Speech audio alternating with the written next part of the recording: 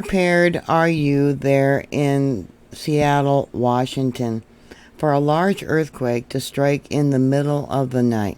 There was a magnitude 2.7 at 12:03 a.m. local time, right there, close to the Seattle fault. If you had a magnitude 7 or greater earthquake, you know that Seattle would be completely inundated with a tsunami within 3 minutes. How fast can you find your shoes and get to higher ground if an earthquake occurred in the middle of the night? Hi everyone, I'm Mary with MaryGreeley News. Thank you for joining me. Please like, share, and subscribe. Yeah, early this morning there by Redmond, Washington, there was a magnitude 2.7. 346 people said that they felt this earthquake. USGS gave it an intensity level of 4. Here's the felt reports that were sent in to USGS. I really wish people would send in reports to EMSC so we would know exactly what it felt like and how long it lasts, but no one did. So intensity level 4 does mean it was felt indoors by many, outdoors by a few. At night, they would have been woken up. Dishes, windows, doors were rattling. Automobiles rocked noticeably. Looks like the farthest report, I hate it when they don't put the name there. Let me go in there. Part of the bay, that's all I can say, across the Canadian border. We got another one here. Arlington, is that it? Okay. And okay, intensity level 3 there, 2 there, 2 there, 3 there. Who had the 4? Yeah, I don't see any for intensity level 4, but yeah, this is all through the Seattle fault zone.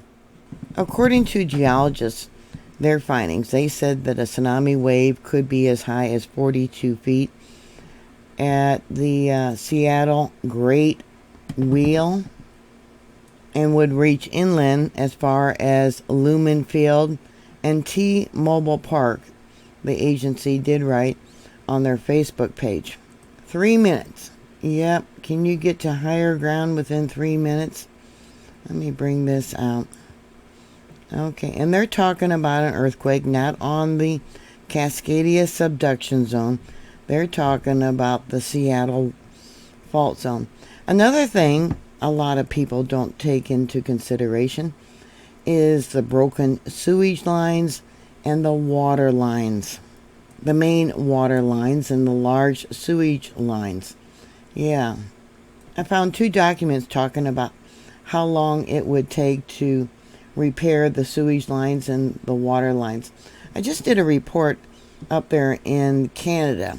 Calgary had a main water line break, and they're not going to have water, or the repairs, I should say, for the water for at least a month.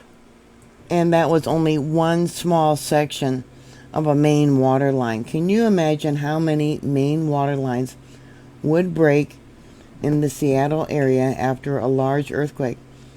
And how long it would take to repair? More than likely years upon years. And then have to repair all the smaller water lines. You would also have to repair the sewer lines.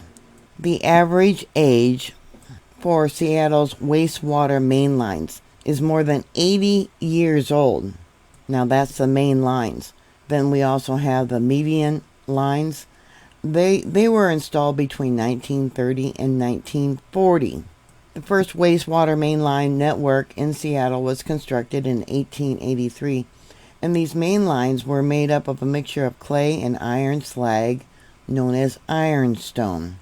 What they call vitrified clay pipes were first installed in 1885, and by the turn of the century, more than 30 miles of wastewater main lines had been constructed.